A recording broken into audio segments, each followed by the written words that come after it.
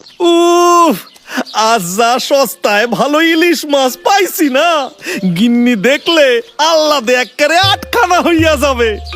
গণেশ দাদা পেট্টি নাদা ওল খেয়েছেন কাদা গাদা।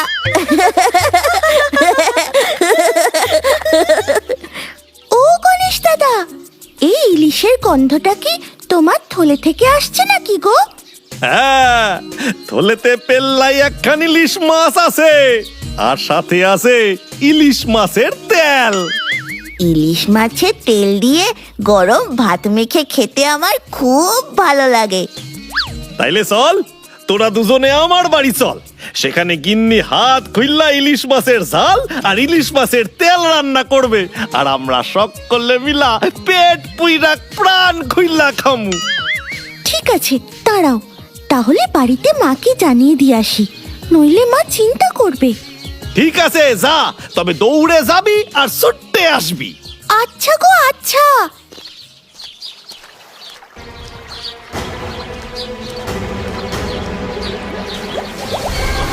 ওরে বাবা গো, মা গো, কত বড় সাপ! এ তো আমার দিকে এগিয়ে আসছে গো, এবার আমার কি হবে গো?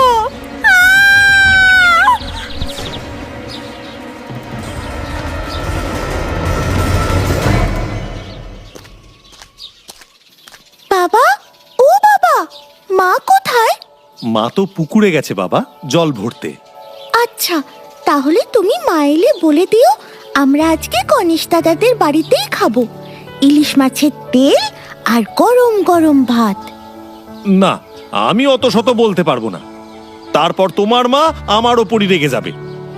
তার থেকে তোমরা কিছুক্ষণ দাঁড়িয়ে যাও, মা এলে মাকে বলে তারপর যেও বাপু। ঠিক আছে, তুমি যখন বলবে না, তাহলে আমাদেরকেই দাঁড়িয়ে বলে যেতে হবে, এছাড়া আর উপায় কি বলো? আরে, এ তো আমাদের মন্ডল বাড়ির বউ মনে হচ্ছে। এখানে এভাবে অজ্ঞান হয়ে পড়ে আছে কেন? কি গো, ওঠো, কি হলো তোমার? ও বাবা, এত বড় সাপ! এ কি, ও তো আমার দিকে এগিয়ে আসছে, আমাকে খেয়ে ফেলবে নাকি? এই, কে আছো কোথায়? কে আছো? আমায় বাঁচাও, বাঁচাও আমাকে, বাঁচাও, বাঁচাও! মা জল ভরতে কি পাতালে গেল নাকি? এত সময় লাগছে কেন? হ্যাঁ রে চুরমুর, আমিও তো তাই ভাবছি। ওরে বাবা রে, মারে, আমাদের পুকুরে এত বড় সাপ এলো কোথা থেকে গো? আর একটু হলেই তো ওই সাপের পেটে চলে যেতাম। সাপটা আমার দিকে যেভাবে তেড়ে আসছিল না, ওরে বাবা রে! এই কি সব আবোল তাবোল কথা বলছো বলো তো? আমাদের পুকুরে আবার সাপ আসবে কোত্থেকে? আরে ওখানে তো রোজই সবাই স্নান করে, গ্রামের বউয়েরা যায় জল ভরতে। আবোল তাবোল নয় গো, আবোল তাবোল নয়, আমি নিজের চোখে দেখেছি। আমি যখন পুকুর পাড়ে জল ভরতে গেলাম, প্রথমে গিয়ে দেখি আমাদের মণ্ডল বাড়ির বউ মাটিতে পড়ে আছে।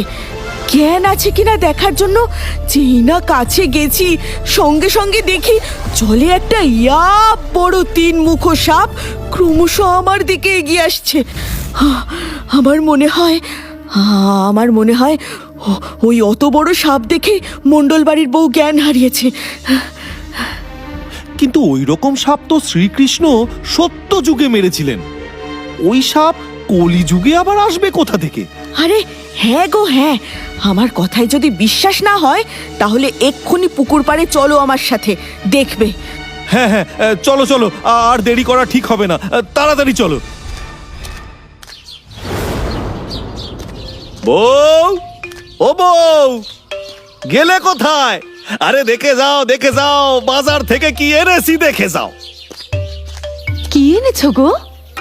রূপালী শস্য এনেছি গো বউ, মাছের রানীকে এনেছি। ইলিশ এনেছো নাকি? হ্যাঁ গো হ্যাঁ, পাক্কা 3 কিলোর মাছ, জমিয়ে রান্না করো দেখি।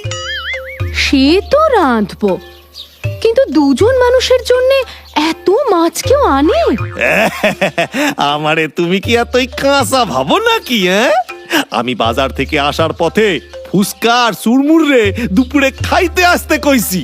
তাই নাকি? তাহলে তো খুব ভালো কাজ করেছো। দাও দাও, থলেটা দাও দেখি। ওই ওই ওই দেখো বউ, দেখো ওই ওই ফুসকার চুরমুরের কাণ্ডটা দেখো। ইলিশ মাছের টানে দৌড়ে বাড়ি গেছে আর ছুটে চলে এসেছে। না গো, আমরা সেই জন্যে আসিনি। মা বলেছে পুকুর ঘাটে 3 মাথাওয়ালা বড় সাপ দেখা গেছে। আমরা সেই জন্যই তোমাকে ডাকতে এসেছি। সে কি রে, এইসব কি কইতাছিস তোরা? এই সাপটা কে দেখেছে? মা দেখেছে। মা বাবাকে নিয়ে ওই দিকেই গেছে। তুমিও চলো, তাড়াতাড়ি তাড়াতাড়ি চলো। হ্যাঁ হ্যাঁ হ্যাঁ হ্যাঁ, চল চল চল তো দেখি, চল চল। হ্যাঁ, তোমরা এগো, আমি বাজারের ব্যাগটা রান্নাঘরে রেখেই আসছি।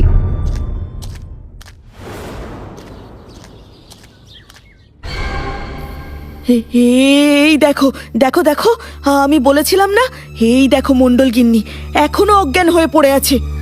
ও দিদি, দিদি গো, এখানে এরম ভাবে পড়ে আছো কেন? তোমার কি শরীর টরীর খারাপ হলো নাকি? ও দিদি, দিদি দাঁড়াও কিছু দাঁড়াও, বলো না। এভাবে হবে দিদি, না। ও, চোখে চোখে একটু জলের ঝাপটা দি। কি? আমি এখনো বেঁচে আছি? আমার সাপে খায়নি? ওরে বাবা, কত বড় সাপ আমার দিকে তেড়ে আসছিল। সেই সব কথা থাক, এবার তুমি বাড়ি চলো। কোথায় কোথায় সেই নাগ দেবতা? কোথায়? এখন চলে গেছে। কিন্তু আমার গয়না, আমার গয়না কোথায় গেল? গয়না? হ্যাঁ, আমার কানের দুল, গলার হার, হাতের চুড়ি, সেসব কোথায় গেল? হায় হায় হায়, আমার সব গয়না কোথায় গেল? সে কি কথা? সাপ দেখে অজ্ঞান হইয়া গেলে আর জ্ঞান ফিরে দেখতেছো কিনা গায়ে গয়না নাই? আরে সাপ তো আর গয়না খুললা নেবে না। তাহলে কে নিল আমার গয়না? ভাবাচ্ছে, বিষয়টা খুবই ভাবাচ্ছে। আমার মনে হয় জমিদার বাবুকে আমাদের সবটা জানানো উচিত। হ্যাঁ হ্যাঁ, তা তো অবশ্যই। হুজুরকে তো সব জানাইতেই হইবে। কি বলছো গণেশ? জল থেকে 3 মুখ সাপ উঠে এলো, আর আর তার থেকেও বড় কথা, আমার জমিদারিতে একজন গৃহবধূর গা থেকে গয়না উধাও। বাবারে বাবা, এ কি কাণ্ড! সাপ বাবাজি করে দিল সব লন্ড ভন্ড। এটা কবিতা বলার সময় নয়। বিজ্ঞানের অধ্যাপক, তুমি ওই জলকে পরীক্ষা করে দেখো, ওই জলে এমন কি সমস্যা হয়েছে যে ওই জলে 3 মুখ সাপ বাসা বেঁধেছে। যথা আজ্ঞা। নায়েব, তুমি এক্ষুনি পুরো বিষয়টা খতিয়ে দেখা শুরু করো। যথা আজ্ঞা জমিদার বাবু, আমি আজ থেকে পুরো বিষয়টা নিজে তদারকি করব। লাঠিয়াল, তুমি ওই পুকুরের চারধারে পাহারা বসানোর ব্যবস্থা করো। না না না না জমিদার বাবু, পাহারা বসিয়ে কি হবে? পাহারা বসালে বরং লোকের মনে ভয় আরো গেড়ে বসবে। আমার কিন্তু উল্টাটাই মনে হয় নায়েব মশাই। পাহারা বসাইলে লোকের মন থেকে সাপের ভয়টা কিছুটা হইলেও কমবে। তুমি একটা কাজ করো গণেশ, তোমার নামটা পাল্টে স্বামী জ্ঞানোদানন্দ মহাপ্রভু করে দাও। সব বিষয়টা তোমার ঝুরি ঝুরি জ্ঞান। না না নায়েব, গণেশ তো ঠিকই বলেছে। কাল থেকে পুকুর ঘাটে পর্যাপ্ত পাহারাই বসবে।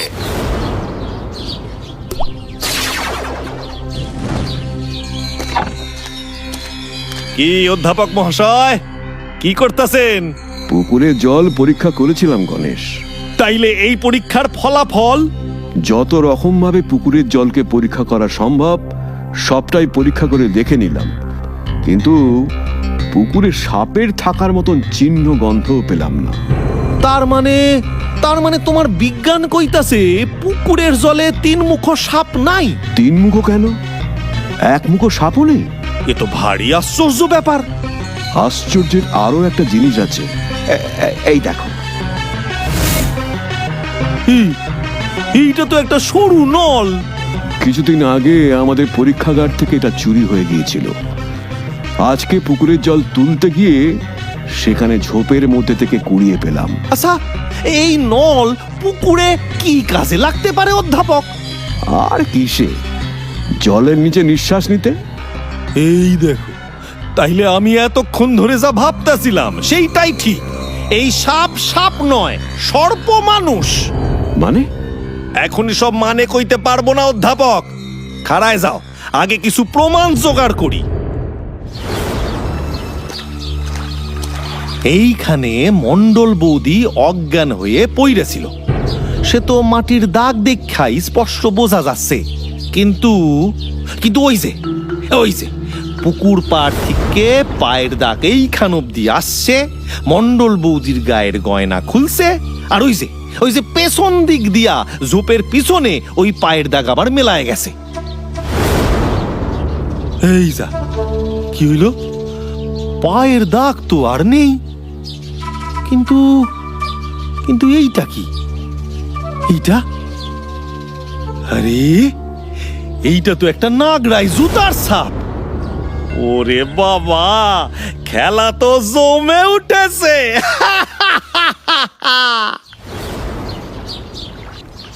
ধুর, সকাল থেকে দাঁড়িয়ে দাঁড়িয়ে পা ব্যথা হয়ে গেল, কিন্তু একবারের জন্য সাপের দেখা পেলাম না। ধুর, সাপ থাকলে তবে তো দেখা দেবে। সাপের একটা খোলস পর্যন্ত দূর দূর অব্দি কোথাও দেখা নেই। বুঝলো কি যত সাপ। চুপ চুপ, নায়েব মশাই আসছে। কিরে, তোদের পাহারা কেমন চলছে? সাপের দেখা পেলি? না নায়েব মশাই, এতক্ষণে একবারও পাইনি। তার মানে বুঝলি সাপের ব্যাপারটা সত্যি নয়, বানানো গল্প। আমাদেরও তাই মনে হয়। আচ্ছা, যদি এই পুকুরে সাপ থাকতো তাহলে কি একবারও টের পেতাম না? ঠিক ঠিক, একেবারে ঠিক কথা। তোরা এখন এখান থেকে সোজা চলে যা। সাপের যখন কোনো হদিশই পাওয়া যাচ্ছে না, তাহলে কি দরকার এরকম রং মেখে সেজে দাঁড়িয়ে থাকার? তাহলে বাড়ি চলে যাবো বলছেন? হ্যাঁ, এখন বাড়ি গিয়ে হাত মুখ ধুয়ে বিশ্রাম কর। কিন্তু জমিদার বাবু যদি বিরক্ত হন? তা আমি ঠিক জমিদার বাবুকে বুঝিয়ে বলে দেবো। তাহলে আমরা যাই। হ্যাঁ, যা যা যা।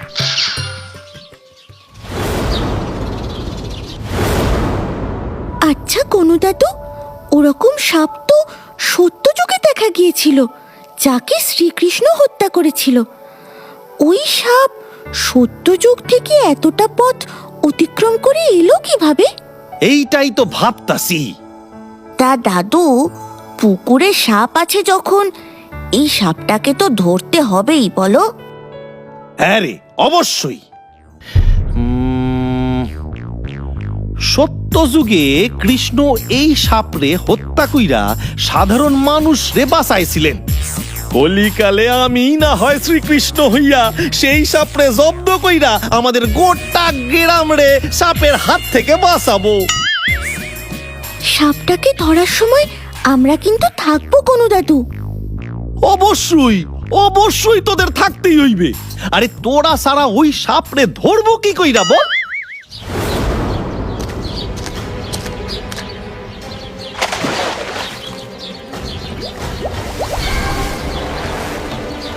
বাঁচাও বাঁচাও, কে কোথায় আছো? আমায় বাঁচাও, সাপ আমায় খেয়ে ফেললো।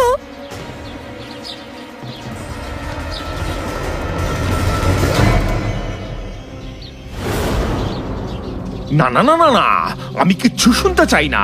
আমার শুধু একটাই প্রশ্ন, পাহারা থাকাকালীন কিভাবে সেই সাপ আবার বেরিয়ে আসে, এবং কি করি বা একজন অজ্ঞান হয়ে পড়ে থাকা মহিলার গা থেকে তার গয়না লুট হয়? উত্তর দাও লাঠিয়াল, উত্তর দাও নায়েব, নইলে তোমার কিন্তু চাকরি যাবে। এতে আমার দোষ কোথায়? তোমার দোষ কোথায় মানে? তোমার প্রহরীরা কি তাহলে চোখ বন্ধ করে ঘুমাচ্ছিল? এই সেরেছে। প্রহরীদের কোনো দোষ নেই হুজুর। প্রহরীরা সকলেই বলেছে যে নায়েব মশাই তাদের ছুটি দিয়ে দিয়েছিল। নায়েব, এত বড় সাহস তোমার! ইচ্ছা করছে এক্ষুনি তোমায় জমিদার বাড়ি থেকে বের করে দিই। আরে শান্ত হন হুজুর, শান্ত হন। নায়েব মশাইরে এত বকাঝকা কইরা কি হইবে? আরে উনি তো বুঝতেই পারেননি কি করছেন। শুধুমাত্র গণেশ বলল বলে আজ তোমায় ছেড়ে দিলাম নায়েব। লাঠিয়াল, কাল থেকে পুকুর পাড়ে আবার আগের মতো পাহারা বসানোর ব্যবস্থা করো। যথা আজ্ঞা।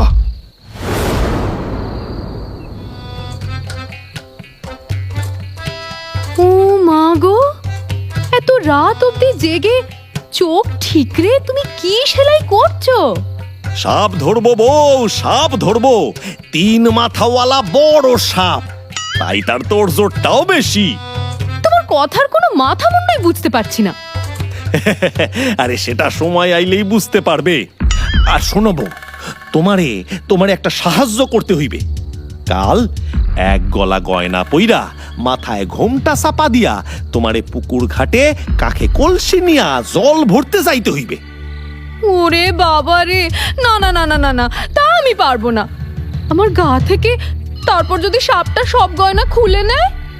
আরে কিচ্ছু যাবে না বউ, কিচ্ছু যাবে না। এমন চাল চালবো না যাতে সাপও মরবে আর গয়নাও কোথাও যাবে না। এবার কানটা এই দিকে আনো, তোমারে কানে কানে কই, তোমারে কাল কি কি করতে হইবে সেটা বুঝাই বলি।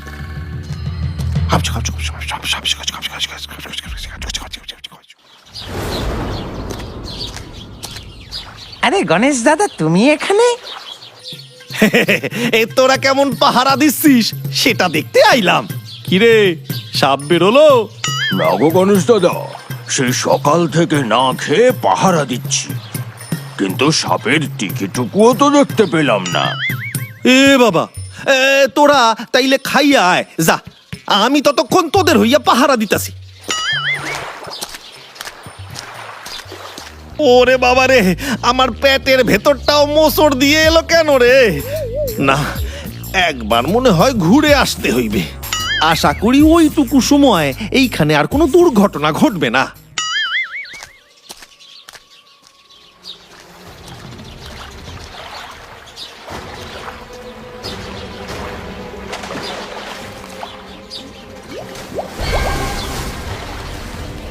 ওরে বাবা রে, মরে গেলাম রে।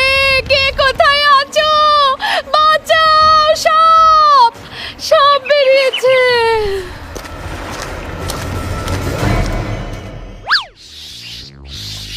ওরে বাবা, এ তো বেজি। একবার আমায় ধরলে দাঁত দিয়ে ছিঁড়ে দেবে। পালাতে হবে, এক্ষুনি পালাতে হবে। কিন্তু পালাই কোথায়? যাই, প্রাণ বাঁচাতে এখনই ওই গাছটাই গিয়ে উঠে পড়ি। আরে উঠে পড়ো বউ, ওই দেখো প্রাণ বাঁচাতে সাপ গাছে উঠতে শুরু করেছে। কেমন অভিনয় করলাম বলো?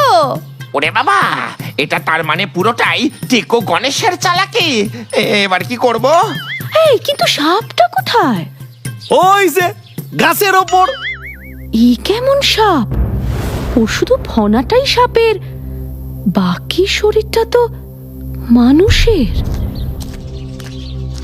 এই যে গণেশ, এই তুমি প্রহরীদের খেতে যেতে বললে কেন? জানো না ওরা পাহারা দিচ্ছিল? ওই ফাঁকা সময় যে কোনো মুহূর্তে সাপটা তো বেরিয়ে আসতে পারতো। হুজুর, আমি ইচ্ছে কইরাই ওদের খাইতে পাঠাইছিলাম, যাতে মনে হয় পুকুর পাড় পুরা ফাঁকা এবং সেই সুযোগে সাপ বাবাজি বেরোয় আসতে পারে। কিন্তু সাপ ধরা পড়েছে কি? হুজুর, একবার ওই গাছের দিকে তাকান, সাপ ভয়ে গাছে উঠে বইসা আছে। কিরে উস্কা, সুরমুর নে, শুরু হইয়া যা।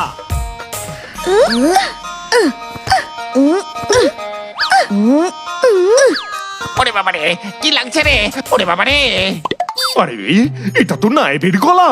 তার মানে নায়েব। হ্যাঁ হুজুর, আমি।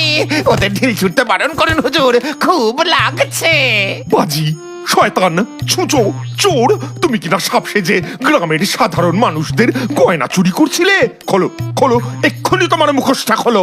এবারের মতো ক্ষমা করে দিন হুজুর, আর এরকম কাজ কোনোদিনও করব না। ক্ষমা?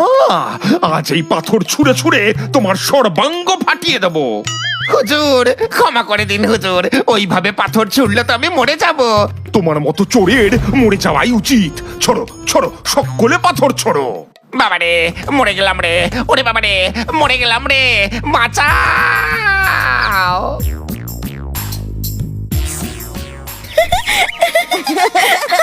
Ha ha ha ha!